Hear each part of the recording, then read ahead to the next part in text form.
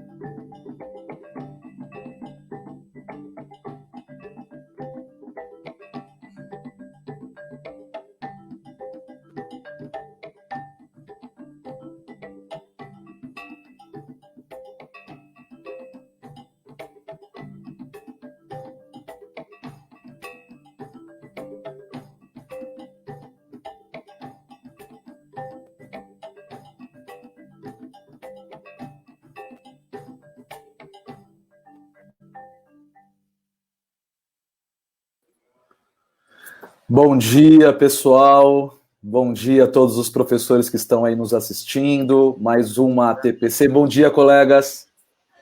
Bom dia. Estamos aí para mais uma TPC? Bom dia a todos, bom boa dia. TPC para todos. Bom dia. Bom, pessoal, nós vamos iniciar mais a 15ª ATPC, né? Estamos aqui ao vivo.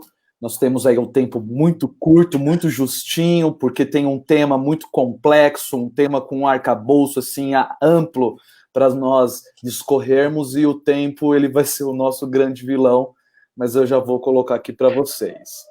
O pessoal está perguntando ali se é de presença na descrição do vídeo, tá? Na descrição do vídeo tem o link lá. Isso, na descrição desse vídeo tem o link tanto da nossa avaliação, como também a da lista de presença, e também o material tem um link lá do Drive, né, que tem ali o texto de apoio e os slides também, porque às vezes fica, né, não fica tão nítido quem está assistindo pelo celular, vocês podem também acessar, além de ontem nós termos encaminhado esse e-mail a todas as escolas, então as escolas já dispõem de todo o material, tá bom? Bom, a pauta de hoje, nós vamos falar sobre competência leitora nas humanidades, cultura afro-brasileira, aonde chegamos, né? Então, por meio dessa questão, nós não temos a pretensão de esgotarmos toda a questão da problemática da cultura afro-brasileira, mas a nossa ideia aqui para a reunião de hoje é fazer algumas provocações, é fazer algumas reflexões sobre como as humanidades pode trabalhar a questão da competência leitora dentro desta temática, ok? Então, nossa reunião está dividida da seguinte forma: nós vamos falar dos objetivos da reunião, vai haver uma sensibilização com a Conceição Evaristo, que é bem interessante. Depois nós vamos falar aí de estratégias de leitura com o arcabouço teórico de um texto da Roxane Rojo, né? Não vamos falar esse texto na íntegra, mas é só uma síntese. O texto na íntegra foi encaminhado a vocês também. O Café com Humanas nós colocamos aqui, mas na verdade ele vai ser o momento onde cada PCNP vai discorrer sobre algumas atividades e aí vai fazendo algumas interações durante as atividades. Por fim, a finalização da reunião. Quais são os objetivos deste encontro de hoje, pessoal?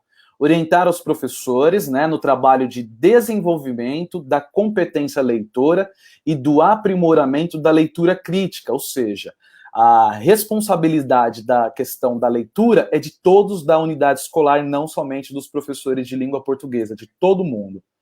Além de, dentro dos nossos objetivos, é promover a formação dos professores de ciências humanas quanto às estratégias de leitura para o avanço da aprendizagem dos alunos, conforme previsto no nosso plano de MMR.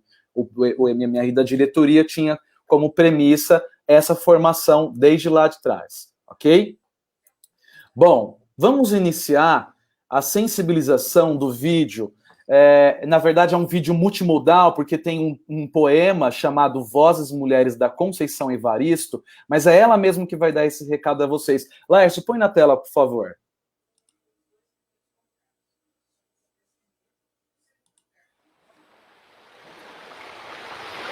A voz de minha bisavó ecoou criança nos porões do navio. Ecoou lamentos de uma infância perdida. A voz de minha avó ecoou obediência aos brancos donos de tudo. A voz de minha mãe ecoou baixinho revolta no fundo das cozinhas alheias, debaixo das trouxas, roupagem suja dos brancos, pelo caminho empoeirado rumo à favela. A minha voz ainda ecoa versos perplexos com rimas de sangue e fome.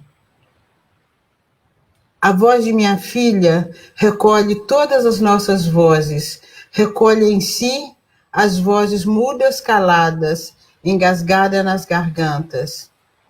A voz de minha filha recolhe em si a fala e o ato, o ontem, o hoje, o agora. Na voz de minha filha se fará ouvir a ressonância, o eco da vida, liberdade.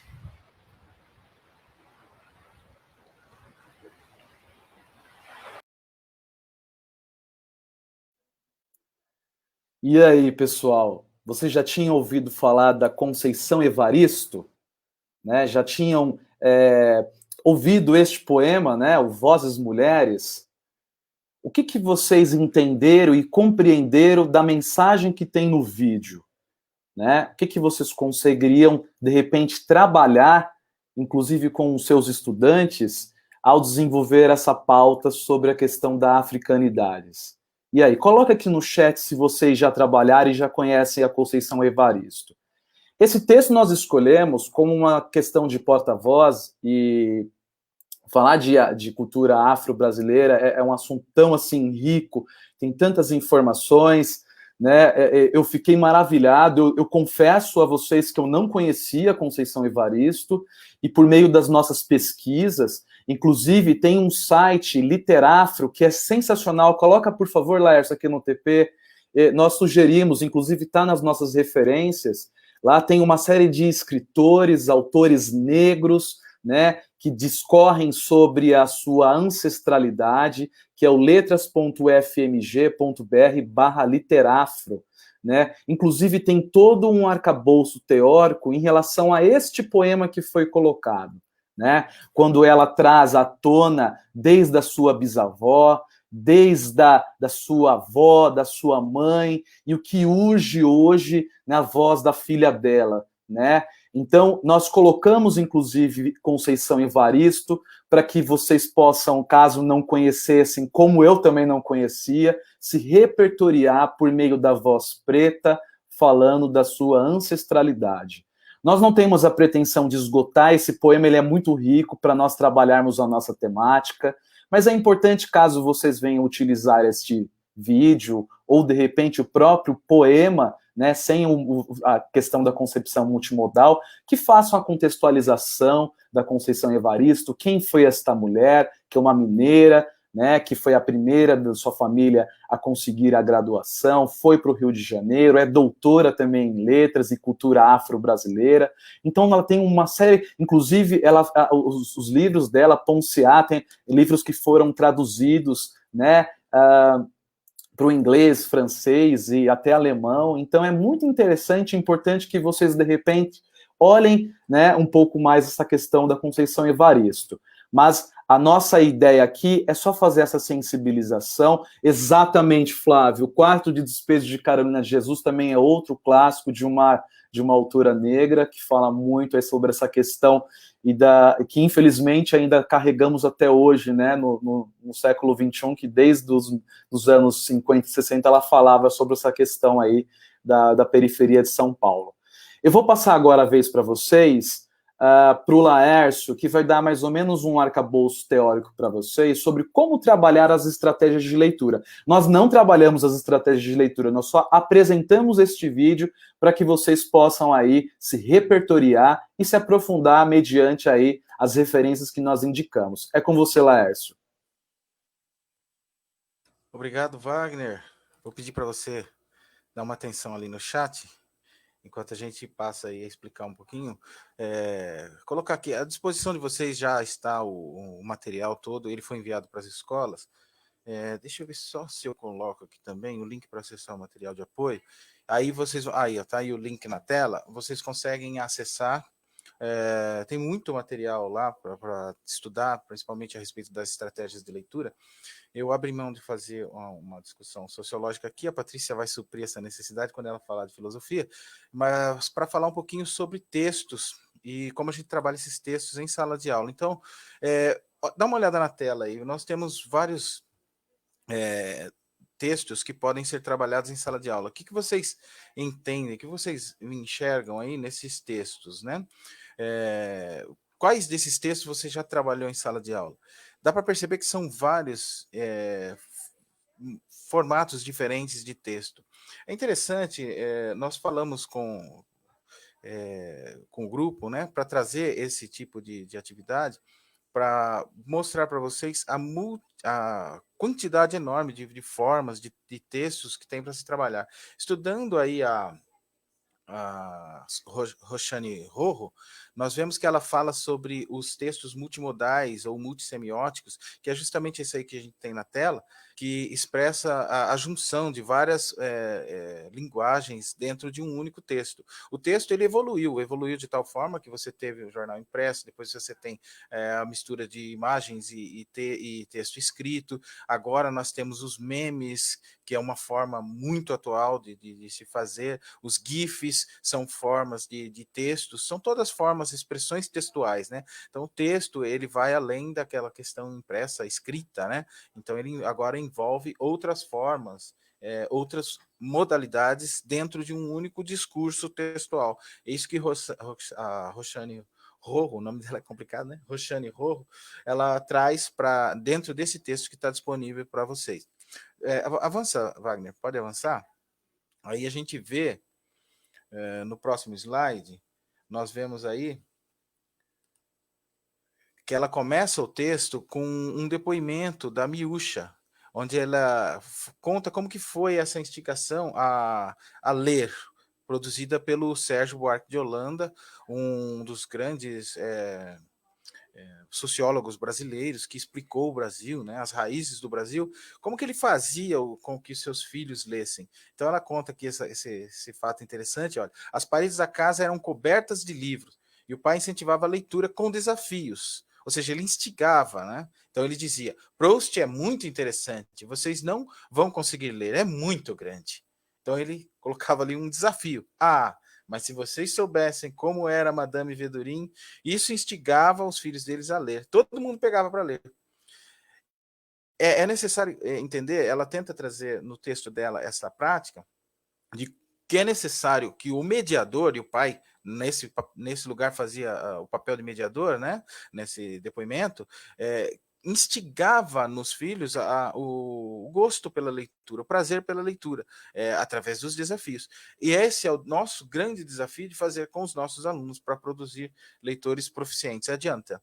Aí, olha só que interessante, quando você vai trabalhando o texto da Roxane, você vê que ela traz aí uma certa crítica à maneira como nós trabalhamos o texto, porque ela demonstra essa evolução do texto em diversos dos seus trabalhos, ela vai demonstrando a evolução textual. Então, o texto que era escrito, agora ele pode ser escrito, adicionado de imagem, adicionado de mapas, adicionado de gráficos, adicionado de... O texto pode ser bem pouco escrito, como os memes, às vezes é só um texto imagético, só a imagem. Então, houve essa evolução e mais... A democratização disso, o acesso a isso ficou muito mais fácil. Então, atinge muito mais pessoas. Então, é necessário fazer com que essa leitura ela também seja exercida nas demais modalidades. Então, é isso que ela fala. Enquanto que a escola e a escolarização, ela manteve-se meio que fechada nesse aspecto. Então, há uma evolução muito lenta do desenvolvimento dessas capacidades de leitura. Quer ver? Avança um pouquinho. Então, ela faz a crítica dizendo que nós precisamos desenvolver essa leitura justamente crítica, né? Que o aluno tenha essa criticidade. Então, aqui é um exemplo disso, de uma leitura crítica e cidadã. Eva viu a uva. E aí, isso aqui, quem fala essas questões, traz essa criticidade, é o Paulo Freire, e ele fala da leitura de mundo, da visão de mundo que é necessário desenvolver no estudante. Mas olha só que interessante, vai além de decodificar, de enxergar o que está escrito ali no texto literal. Ele vai enxergar o mundo. Então, um texto, ele é escrito, mas ele é escrito com uma representatividade. Ele quer dizer alguma coisa que vai além do que está escrito na literalidade. E essa prática que vai dar a leitura crítica e cidadã, que Paulo Freire falava como a leitura de mundo, você conseguir ler o mundo, não ler simplesmente o texto, mas o mundo que envolve aquele texto. Olha só, isso é capaz de produzir no aluno a criticidade. Como? Aí, nós voltamos aqui ao texto da Roxane, em que ela estabelece alguns pontos, que são pontos que nós precisamos trabalhar dentro da sala de aula para fomentar os nossos alunos a ter essas capacidades. Nós precisamos fomentar uma interpretação.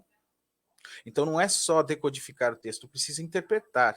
E a interpretação, ela envolve todas essas questões que nós falamos aí de contextualização, de trazer para a realidade do aluno. Veja bem que na leitura de mundo é preciso ter o contexto. O contexto é o que está em volta do texto. Então, necessariamente não está escrito, mas que tem relação direta, né? Então, esse contexto, eu achei uma frase, uma expressão interessante, né? O texto está em um contexto, e isso me dá o pretexto para poder agir e falar. Isso é fundamental, é impressionante, porque me dá, além de enxergar o que está escrito ali, eu consigo enxergar o mundo. Eu tenho criticidade, eu posso questionar. E a Roxane faz isso muito bem. Avança, Wagner, mais um pouquinho. Nós vamos... é lógico, gente, isso aqui são pinceladas que nós vamos dando no texto.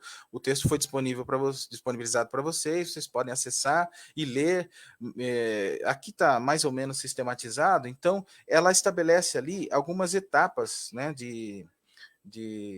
das capacidades, de como se desenvolve essas capacidades, essas habilidades e competências de leitura no aluno, ou no estudante, ou naquele que está ali no processo de alfabetização, que ela chama de letramento, né?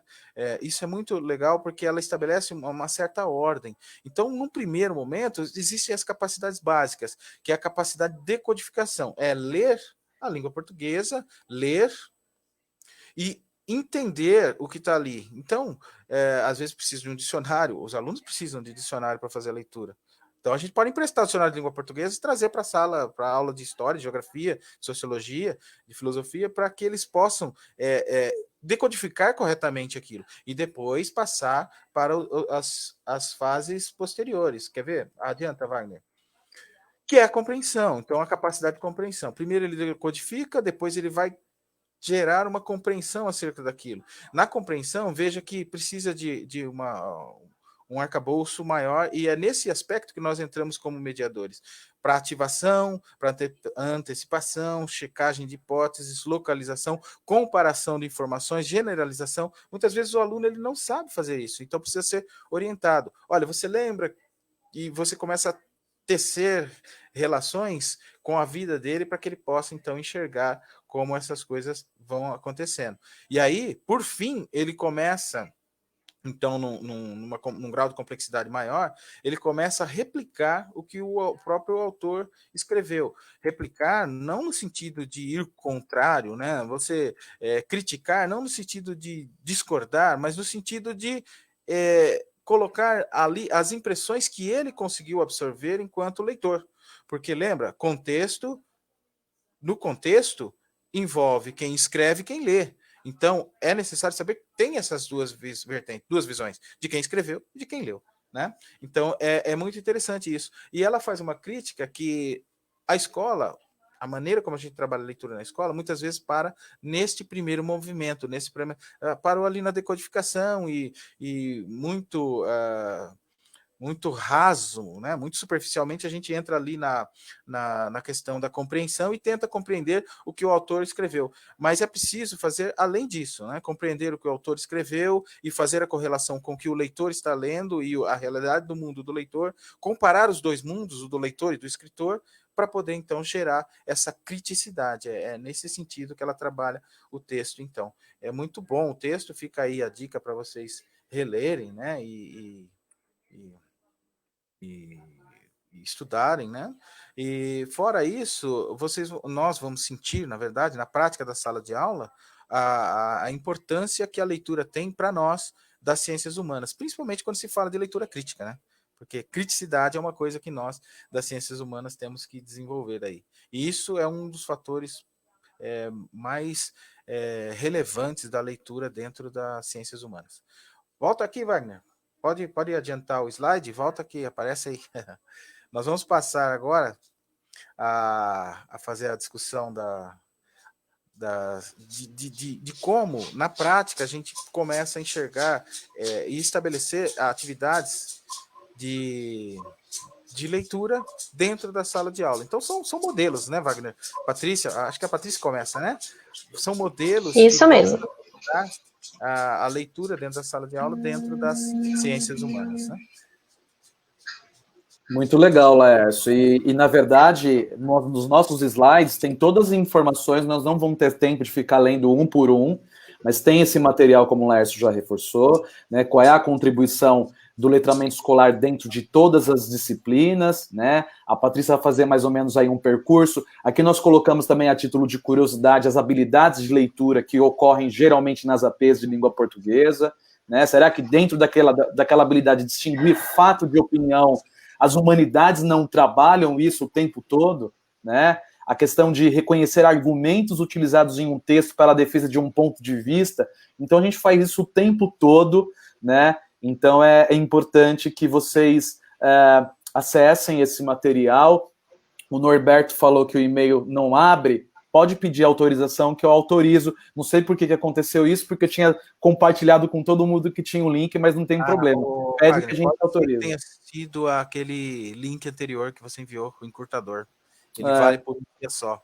Então, ó, aqui na tela, aqui embaixo, tá aí o link que foi feito por outro encurtador, tá? Então, acho que por aqui vai ser mais fácil acessar. Então, Norberto, digita aí na busca, que por esse caminho aqui abre mais fácil. Beleza. Agora a gente vai fazer um café com humanas, na verdade, diferente, né? Por meio das atividades que cada PCNP vai apresentar, vai conversar aí com vocês vão respondendo aí no chat.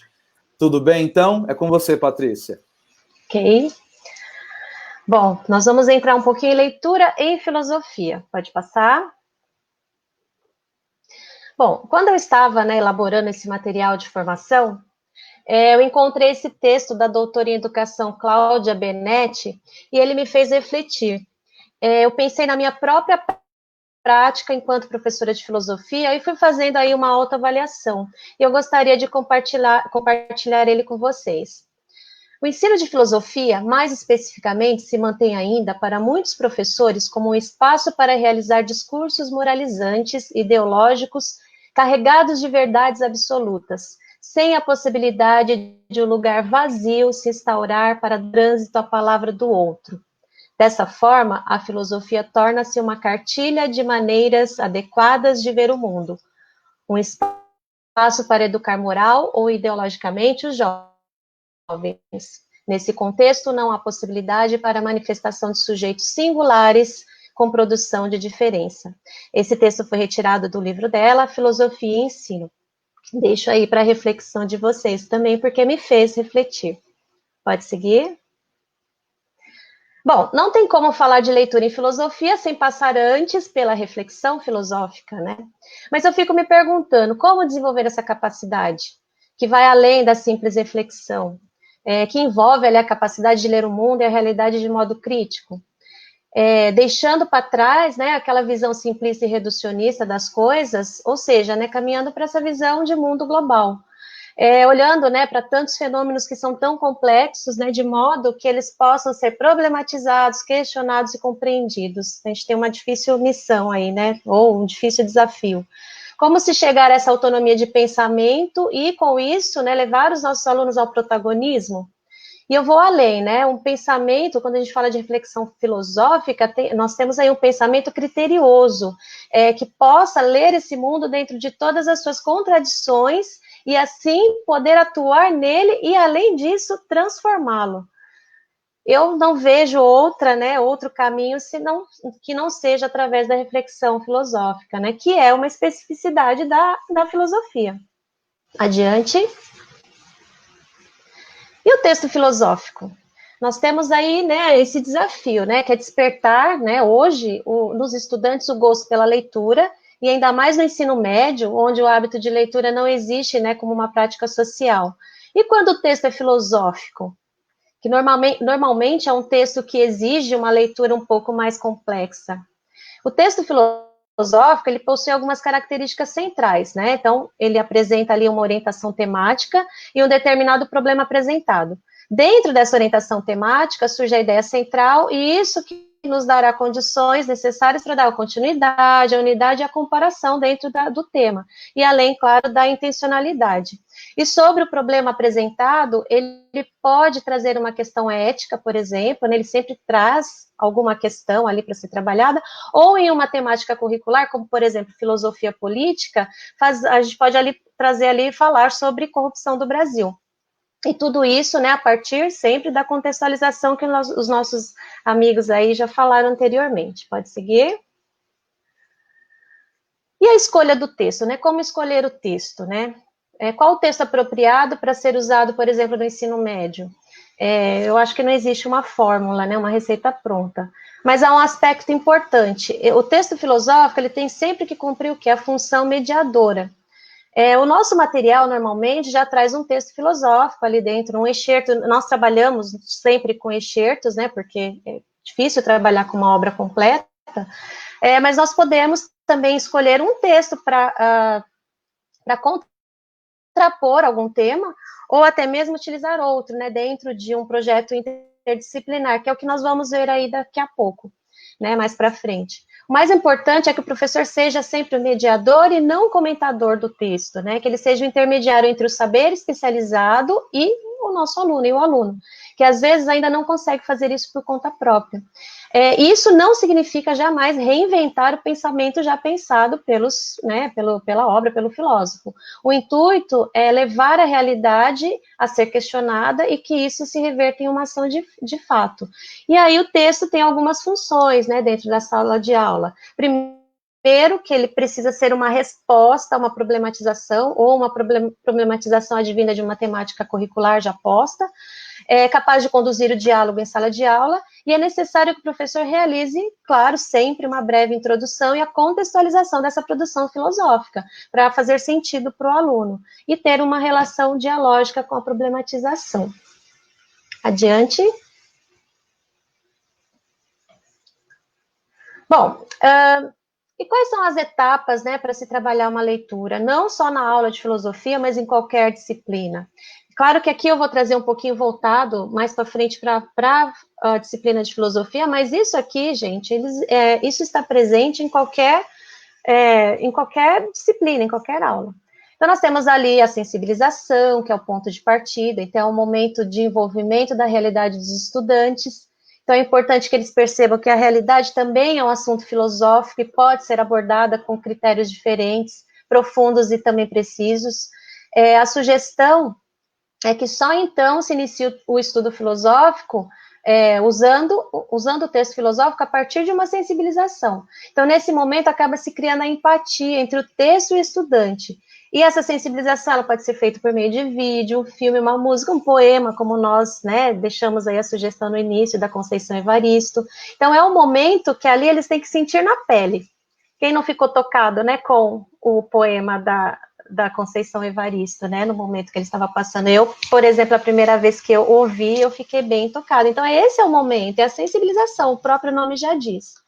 O eixo conceitual, né, nesse momento nós precisamos ir além do enciclopedismo, que não relaciona conteúdos filosóficos com o cotidiano. Está aí, né, para nós, professores de filosofia, essa grande missão, ir além disso. Isso porque o ato de filosofar ele é muito subjetivo, né, ou seja, não há como o professor ocupar o lugar do aluno no movimento pelo conhecimento filosófico. E também o estudante irá refletir a partir de suas próprias experiências, né, do seu cotidiano, da sua realidade. Então, a proposta é motivar o nosso aluno a pensar coisas que nunca ele pensou antes, que ele nunca discutiu. Então, é um momento também de ampliar o vocabulário. O Lars falou de trazer dicionários para a sala de aula. Eu sempre trabalhei com dicionários durante as minhas aulas, isso é muito importante, porque o repertório do aluno às vezes é pequeno. Depois nós temos ali a problematização, é aqui que acontece a leitura do texto, né, e então aqui nós incluímos algumas questões problematizadoras, provocações que suscitam, né, que vão suscitando outras questões e outras perguntas. Por exemplo, né, se for estudar, vamos estudar a questão da verdade. Então eu entro ali, né, o que é verdade? Há uma verdade única? Se é uma verdade única, por que diversas culturas se comportam de modos diferentes? Então, seria aí um bom caminho para a problematização. Bom, aí no momento da síntese dos estudantes, então, após a leitura do texto filosófico, o estudante já possui alguns elementos para criar uma versão do que ele leu.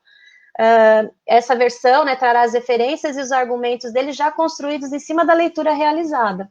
E aqui cabe, né, um momento reflexivo, né, por exemplo, um debate nesse momento é interessante.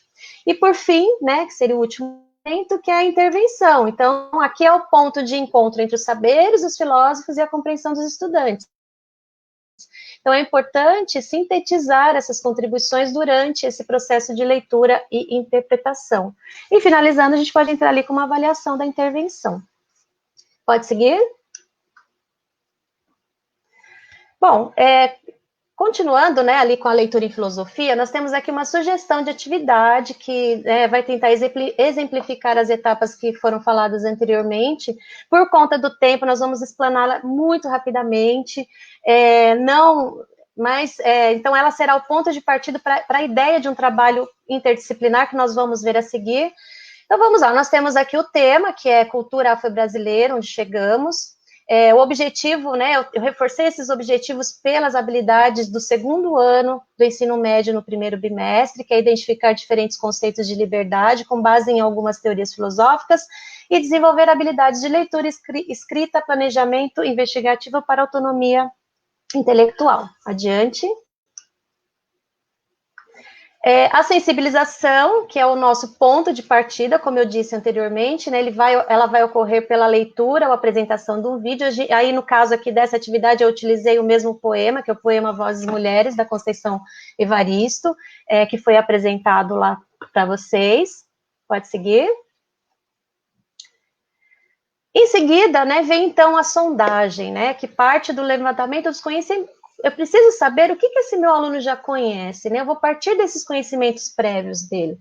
Na sala de aula, eu posso fazer perguntas. Dentro do ensino remoto, eu posso utilizar, por exemplo, o Padlet, né? Ou no modelo do ensino híbrido, eu posso utilizar a sala de aula invertida. E aqui eu entro com algumas indagações. Por exemplo, né? Dentro do tema, o que é liberdade? Ou qual o significado de ser escravo e escravizado? Tem diferença nesses conceitos? Vocês, professores, né, deixa aí no chat como que vocês iniciariam, né, a sondagem dentro desse tema, que é a cultura afro-brasileira, dentro da disciplina de filosofia e das outras disciplinas, né? Como vocês fariam essa sondagem? Podem colocar no chat. E a gente vai seguindo. Adiante. Bom, chegamos aí no eixo conceitual, né? Então, dentro do eixo conceitual, lembrando que eu estou falando aqui da especificidade de uma aula de filosofia, e sabendo, né, que os conceitos mudam de acordo com o contexto sociocultural, a sugestão aqui é, por exemplo, como eu disse, é uma sugestão. Eu traria aí a oposição, opor escravidão à liberdade, né? Eu faria essa oposição. Então, a proposta seria uma pesquisa para os alunos sobre o conceito de liberdade na antiguidade, conceito de liberdade na modernidade e o conceito de liberdade no mundo contemporâneo ou atualmente, né? E aí nós podemos também utilizar algumas imagens para aproveitar e fazer uma leitura multimodal, né, que envolve textos verbais e não verbais. Trouxe aqui algumas imagens, vou passar rapidamente porque nós não temos muito tempo. Pode seguir. Continuando aí no eixo conceitual, nós podemos ampliar os conceitos também entre escravizados, né? Por exemplo, o que era ser escravo na Grécia Antiga, no período colonial e atualmente. Trouxe algumas imagens, né? Que as imagens são um recurso metodológico que auxilia nesse desenvolvimento do olhar mais crítico e atento, né? Dos nossos alunos, dos nossos estudantes. Pode seguir. E fechando o eixo conceitual, nós encaminhamos essa reflexão para os efeitos da escravidão, com a identificação de ações preconceituosas e racistas no cotidiano, por exemplo. Tudo aqui são sugestões, tá? E o importante aqui é sempre desnaturalizar, né, as explicações simplistas e combater sempre o senso comum. E o uso das imagens, né, que eu trouxe aí, se vocês notarem, também está presente, né? Então ela tem uma intenção. Como a filosofia é muito subjetiva, isso aproxima o aluno desse entendimento dos conceitos. Adiante. Chegamos, então, na problematização. E aqui, eu escolhi um excerto do texto do Contrato Social de Jean-Jacques Rousseau. E ele diz assim, né? O homem nasce livre e por toda parte encontra-se a ferros. O que se crê senhor dos demais não deixa de ser mais escravo do que eles. Como adveio tal mudança? Ignoro. Que poderá legitimá-la? Creio poder resolver essa questão. Se considerasse somente a força e o efeito que dela resulta, diria, quando o povo é obrigado a obedecer e o faz, age acertadamente. Assim que poder sacudir esse jugo e o faz, age melhor ainda. Porque, recuperando a liberdade pelo mesmo direito porque lhe arrebataram, ou tem ele o direito de retomá-la, ou não o tinha de subtraí-la. A ordem social, porém, é um direito sagrado, que serve de base a todos os outros. Tal direito, no entanto, não se origina na natureza.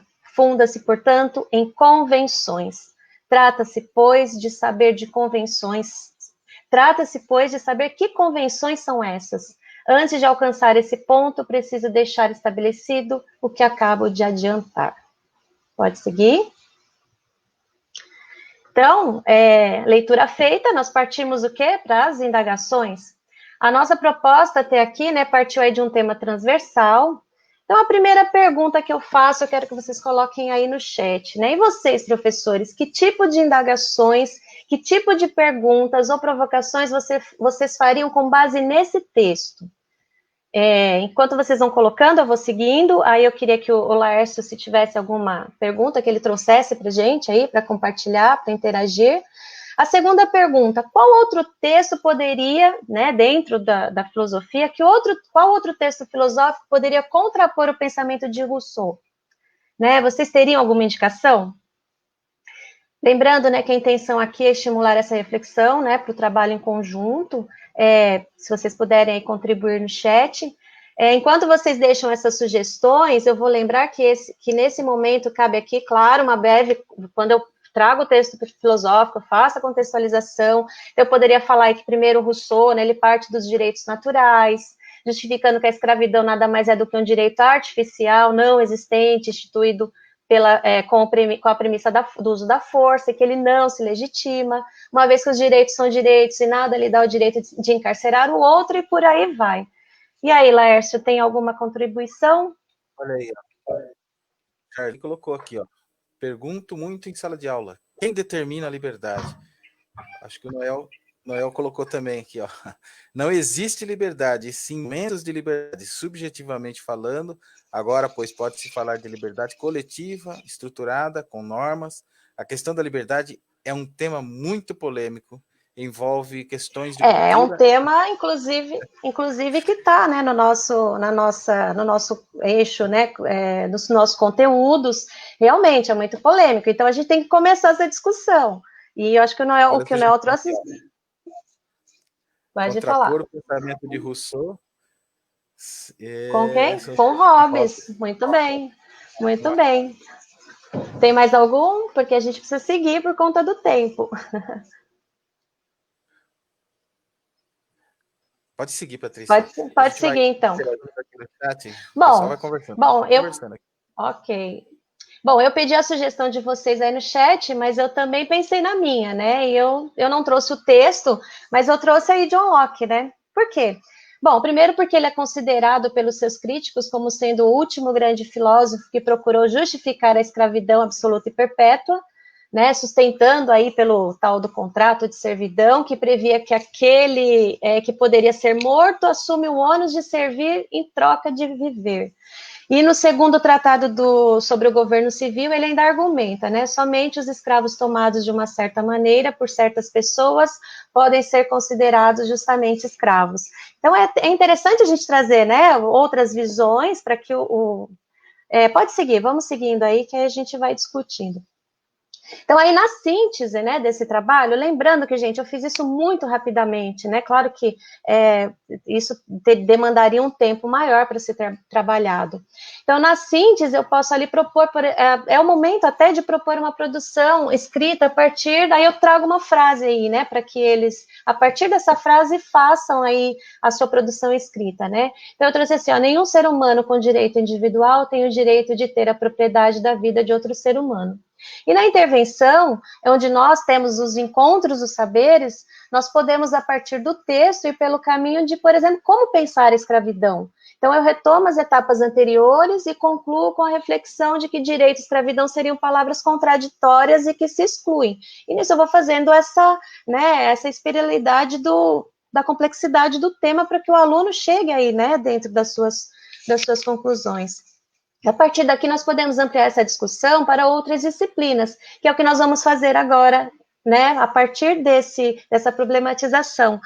Por exemplo, em história, eu posso aí pensar a escravidão como um fato histórico que marcou a escravidão, não só do Brasil, que marcou a formação do Brasil, não só do Brasil, mas de outros países. Em geografia, refletir como sendo uma experiência ainda contemporânea, infelizmente, pois ainda existem condições de trabalho análogas à escravidão. E em sociologia, debatendo, por exemplo, sobre os efeitos do passado escravocrata na manutenção das desigualdades. E aí eu passo para você, Wagner, a bola é com você agora. Obrigado, Patrícia. Bom, a gente está caminhando aí para o fim, então eu vou correr. A gente vai colocar aqui um texto, né, para desenvolver a habilidade de confrontar proposições e refletir sobre processos de transformação política, econômica e social a partir de situações históricas diferenciadas no tempo e no espaço. Essa habilidade é da terceira série do ensino médio, agora do 4º bimestre, tá? E aí a gente vai discorrer com a temática que foi trabalhada desde o início, né? Uma continuidade, não é uma sequência didática, mas é um texto que a gente coloca como sugestão para trabalhar a temática. Então eu peguei um trecho do Joaquim Nabuco, que é um trecho da edição compilada A Escravidão. Então seria interessante contextualizar quem foi Joaquim Nabuco, né, que ele era um negro, um advogado, ele era um abolicionista, e como que se deu o contexto dele antes de poder ler o excerto. Mas por uma questão de tempo, a gente vai correr aqui, tá, para a gente poder desenvolver aí a nossa pauta. Então, esse texto é sobre a escravidão, do Joaquim Nabuco, e ele diz assim, ó, nas considerações gerais, escreve Nabuco sobre a degradação da escravidão causada na sociedade e na família, sobretudo do ponto de vista ético. Estuda a escravidão perante o Velho e o Novo Testamento, bem como perante a doutrina cristã. No aspecto legal, considera a escravidão como um crime contra a humanidade, sendo ilegal até perante o chamado direito de propriedade. E que a legislação, criando dois tipos de sanção em relação ao senhor e em relação ao escravo, acirra o conflito entre as duas ordens sociais. Ao abordar o caso do Preto Tomás, réu de morte, defendido por ele no júri do Recife, ele escreveu, abre aspas, na origem desse processo, dois crimes sociais havia. Havia a escravidão, havia a pena de morte. Fora a escravidão que o levara Tomás a praticar o primeiro crime, a pena de morte que levara a perpetrar o segundo. Obrigado pela lei natural a conservar uma vida que não era da sociedade, mas de Deus, tentava evadir-se quando quiseram prendê-lo de novo para o cadafalso. Foi então o seu segundo crime. Ou por medo invencível ou por vindita atroz. Aniquilou ele, esse homem, que o agarrava pelas costas para sujeitá-lo à pena da lei, e isso quanto ele estava a entrar no gozo da liberdade pela fuga. Não cometeu um crime, removeu um obstáculo. Então esse é um trecho, né, eu até me arrepio quando eu leio isso, que é um documento histórico dentro do contexto do finalzinho do século XIX, né, que foi escrito este texto.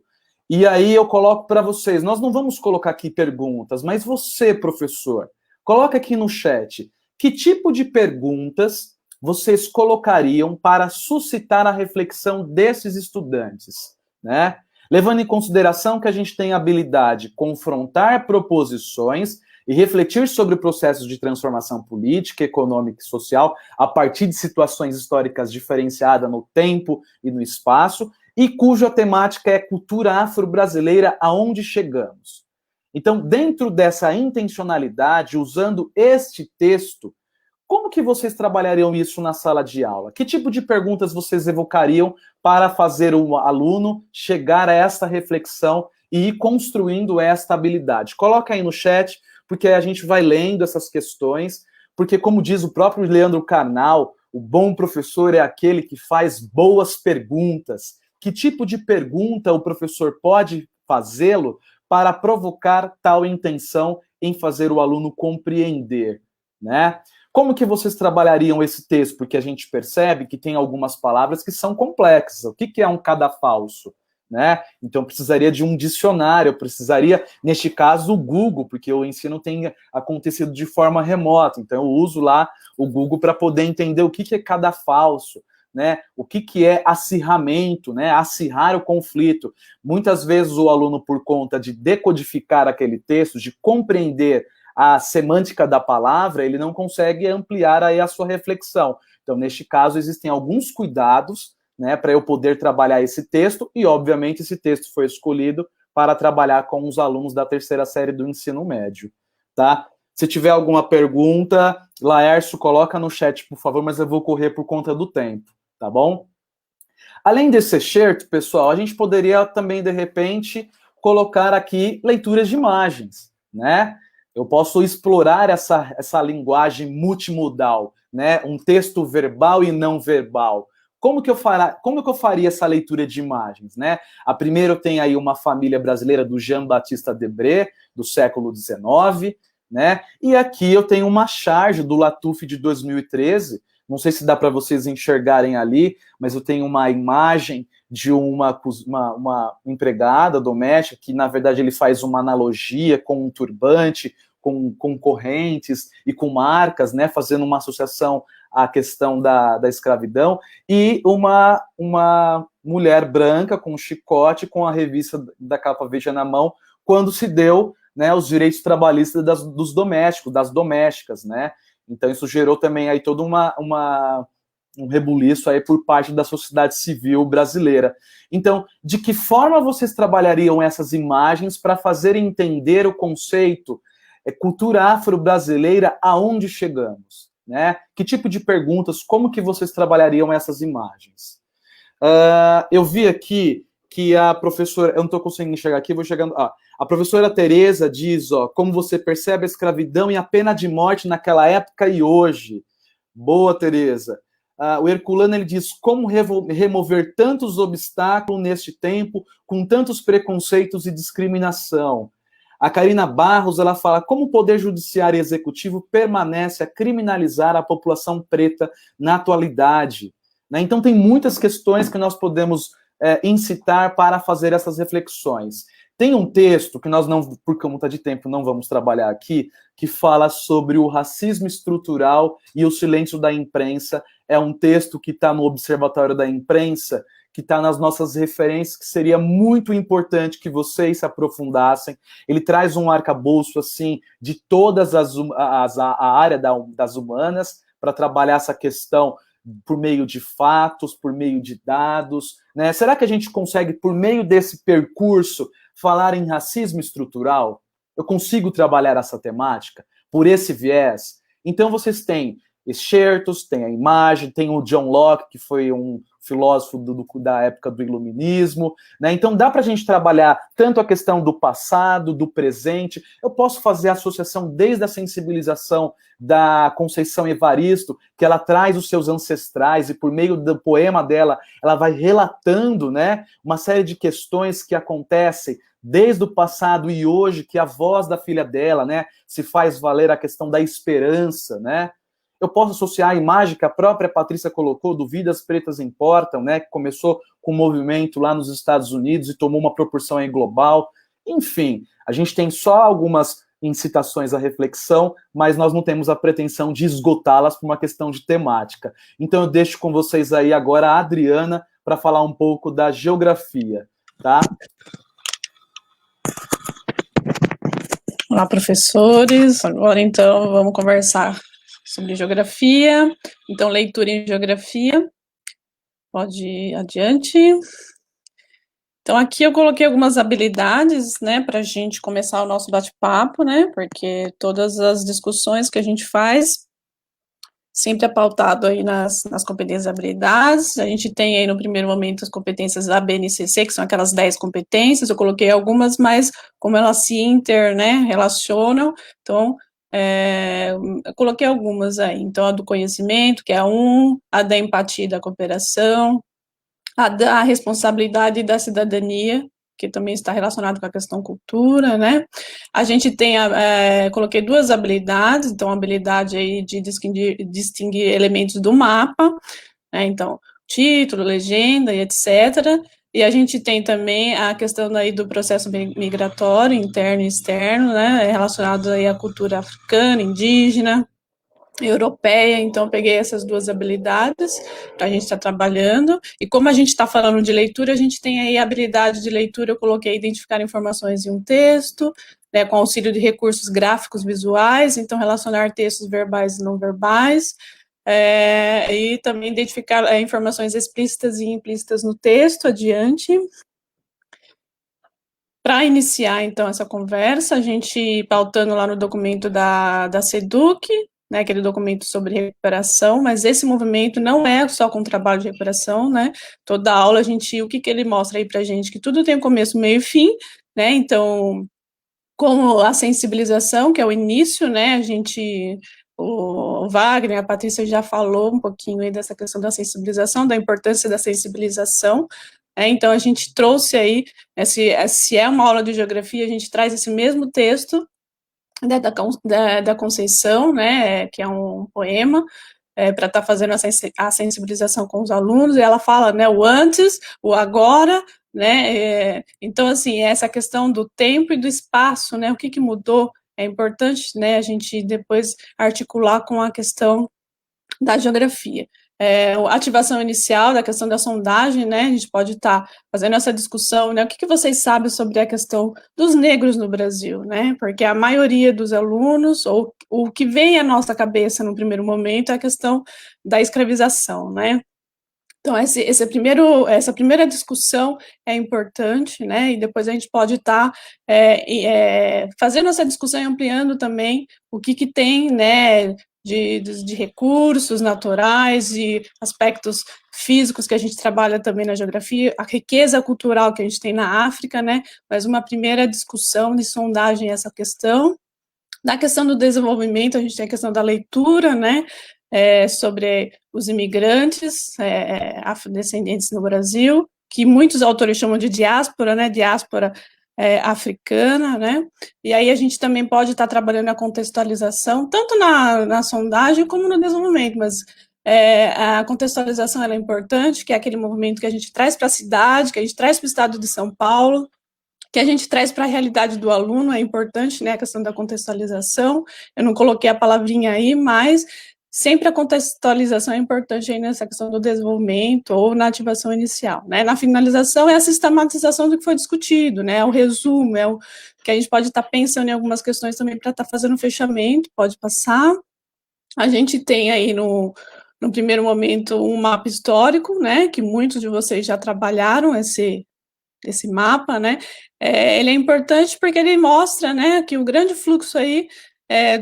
de africanos que vieram para o Brasil, que foi o país que mais recebeu, né, africanos, então é importante essa discussão, da onde que eles vieram, porque como a gente está falando da questão cultural, né, então assim, da onde que eles vieram, né, qual que é, porque nunca ninguém vai sozinho, ela sempre leva, né, a cultura, a sua cultura junto, aí não tem mais essa discussão da questão cultural africana, ela é importante, né, o que da questão de palavras, de alimentação, da nossa música, enfim, de toda a nossa cultura que tem aí, né, a cultura africana no nosso DNA. A abolição de alguns países aí das Américas também é bem bacana, os alunos eles sempre se chocam, né, quando vê, todo mundo sabe que o Brasil foi o último país, né, mas a gente tem aí alguns, né, que às vezes os alunos, eles não, né, o Haiti, que foi o primeiro, né, então a gente tem aí o primeiro país que foi, né, que aboliu a escravatura, né, a gente tem aí a Bolívia, o Chile, Bolívia, né, que foram alguns países que o Chile 1823, a gente tem aí vários, aí é mais para a gente, né, Argentina 1853, então Estados Unidos 1865, né, então essa discussão também é importante para estar trabalhando com os alunos, pode passar. Aqui a gente entra, né, na questão histórica, foi o que foi falado anteriormente, aqui a gente entra mais na questão atual, né, da geografia, então os aspectos gerais da dinâmica migratória no Brasil no século XXI. O que é difícil é trabalhar a questão da cartografia, assim, né, à distância, porque a gente perde muita informação, então a escala aí, né, ela fica muito pequena, então, assim, o que é bacana desse mapa aí, que ele vai falar de imigrantes africanos e do Oriente Médio que estão no Brasil, mas aí não é o mapa do Brasil, né, é bem interessante, né, então, atualmente, então, na verdade, esses dados são de 2014, fala aqui na legenda embaixo, né, que está bem pequenininho, mas ele fala aí na legenda que, né, que os dados são de 2014, e ele mostra aí quais são os países que continuaram vindo, né, então a gente tem que fazer essa discussão com os alunos, vieram, mas continuam vindo, né, os africanos para o Brasil, e da onde que eles, né, estão vindo mais. Então, olhando a legenda, se a gente observar aí o círculo maior, né, a gente vê, não sei se vocês conseguem identificar esse círculo maior, alguém está vendo? Poderia colocar aí no chat para a gente.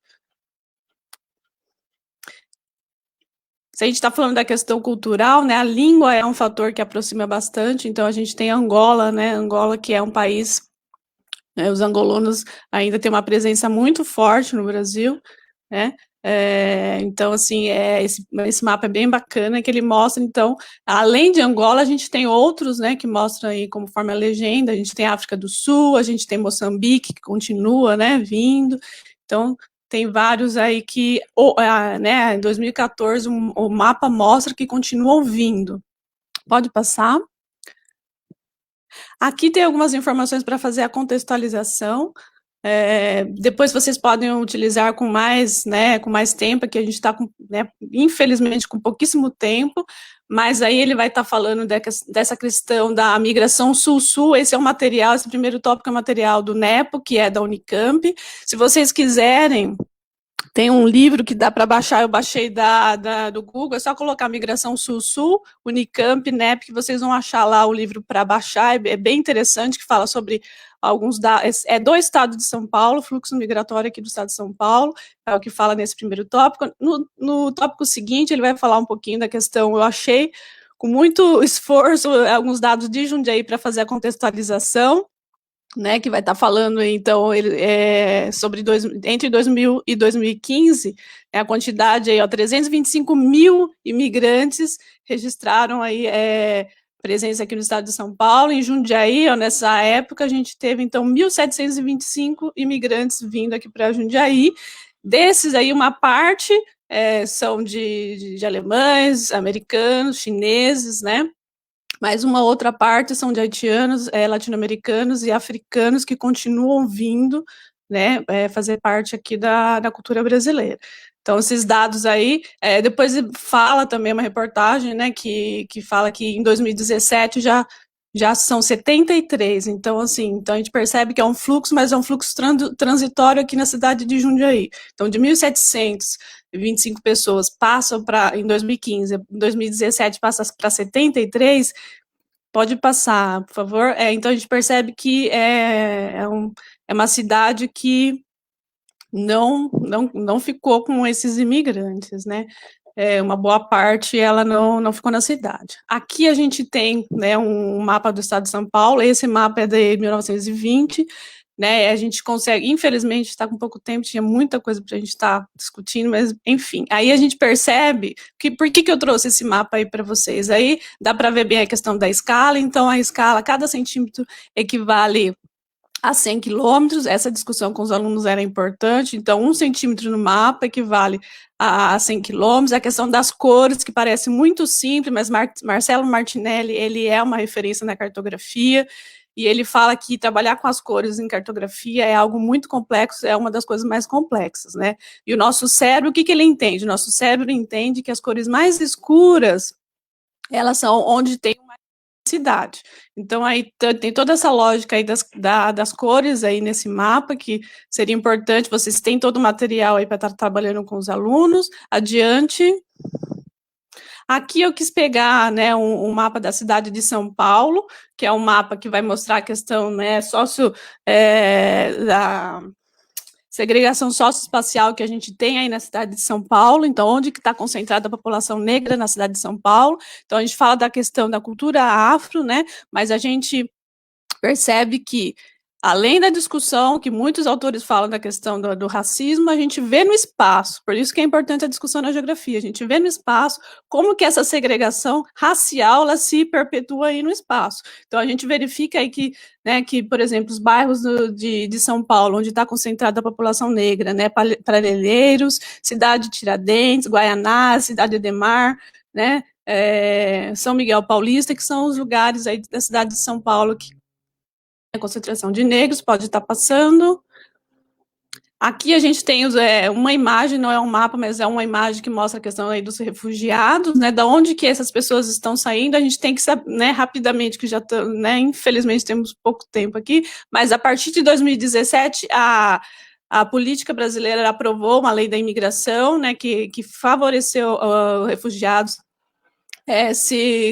tirar a sua documentação para regularizar né, a sua situação no país. Então, aí eu achei bacana trazer, porque a gente consegue ver quem são, né, além dos africanos que vieram, continuam vindo, né, dentro dessa questão africana, os cubanos vêm, os haitianos, além dos venezuelanos, que vocês estão vendo que em grande parte, né, que daí a gente pode estar falando da questão indígena, de Senegal, de Guiné, da Nigéria, de Angola, além do Oriente Médio também, mas aí do lado tem informações bem bacanas para vocês trabalharem depois também. Tá, pode estar passando.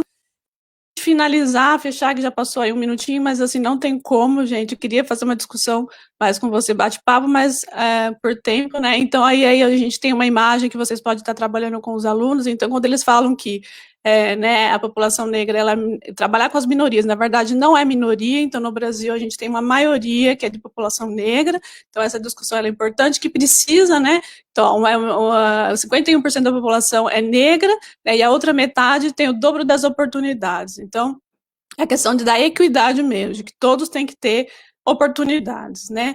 A gente tem aí algumas questões que eu tinha pensado aí para estar discutindo. Então, na atividade de geografia foi feita a estratégia de leitura. Qual que seria a estratégia de leitura, né? É sempre trabalhar, né? Pega o título lá do mapa, a questão das cores que eu fiz com vocês, a questão da escala, da legenda. É que como a gente teve pouco tempo, eu não consegui fazer, né, com mais qualidade. Só volta, por favor, sei que o tempo está, mas eu preciso. Então, foram utilizadas as estratégias de leitura, essa questão do título, da legenda, da escala, da fonte, essas são estratégias de leitura. E aqui tem algumas questões, como que foi a vinda dos negros, né, de onde que eles vieram para trabalhar essa questão cultural, por que eles vieram, hoje eles continuam vindo, né, de onde que eles estão vindo, por que eles estão vindo hoje, que é diferente de ontem, né. Então, podemos dizer que existe escravização no Brasil hoje. É importante essa discussão com os alunos, porque ainda tem, né, essa discussão, mas não tem mais escravização. Então, né, essa discussão é importante, que foi lá também falado em filosofia, né, a questão do racismo que eu falei, baseado aí na imagem, tá?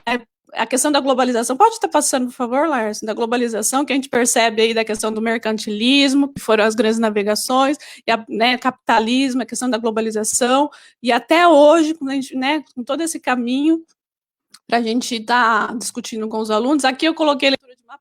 Essas são as estratégias de leitura, algumas, eu sei que vocês trabalham algumas outras mais, mas algumas aqui para vocês olharem, que a gente já discutiu aqui, o gênero, fonte, as cores, a escala, a legenda, né, tipo de mapa, se é temático, se é físico, né, pode estar passando.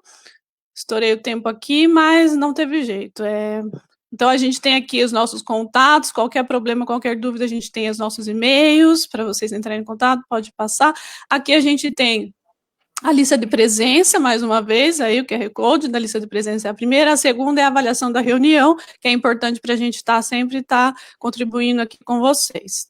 A gente tem aí para frente as referências, tem muito material bacana que a gente selecionou para vocês. Gente, desculpa aí passar o tempo, mas não teve como estar falando, na verdade não consegui falar tudo, mas um bom trabalho aí para vocês, uma boa TPC aí no Centro de Mídias. Gente, muito obrigado pela presença de vocês. Tchau, tchau. Tchau, tchau, pessoal. Bom dia. Tchau, tchau, pessoal. Agora. Um abraço para vocês. Até a próxima.